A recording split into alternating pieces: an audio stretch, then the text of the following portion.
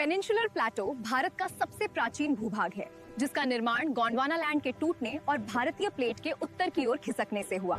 यह पठार मेज की आकृति वाला भूभाग है, जिसका आकार त्रिकोणीय है और यह कठोर आग्नेय तथा रूपांतरित चट्टानों से बना है। नर्मदा नदी के उत्तर में स्थित भाग को सेंट्रल हाईलैंड्स कहा जाता है, जो मालवा पठार सहित कई महत्वपूर्ण भू आकृतियों को समेटे हुए है।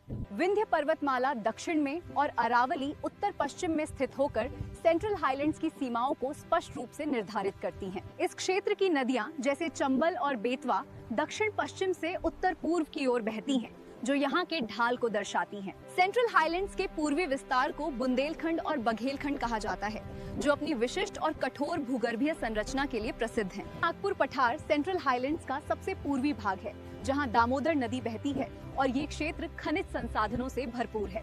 नर्मदा और तापी नदियाँ रिफ्ट वैली से होकर बहती हैं, जो पठार की संरचनात्मक गतिविधियों का एक महत्वपूर्ण उदाहरण प्रस्तुत करती हैं। नर्मदा नदी के दक्षिण में स्थित त्रिकोणीय भूभाग को डेक्कन प्लेटो कहा जाता है, जिसके उत्तरी किनारे पर सतपुड़ा पर्वतमाला स्थित है। वेस्टर्न घाट्स पठार की पश्चिमी सीमा बनाते हैं, जो निरंतर और ऊंचे हैं तथा इन्हें केवल कुछ दर्रों के माध्यम से पार किया जा सकता है। ईस्टर्न घाट्स अनियमित और कटे फटे हैं, क्योंकि महानदी, गोदावरी और कृष्णा जैसी नदियों ने इन्हें काटकर समुद्र तक मार्ग बनाया है। पठार के इस क्षेत्र को डेक्कन ट्रैप कहते हैं, जहां ज्वालामुखी मूल की काली मिट्टी पाई जाती है, जो कपास के लिए श्रेष्ठ है।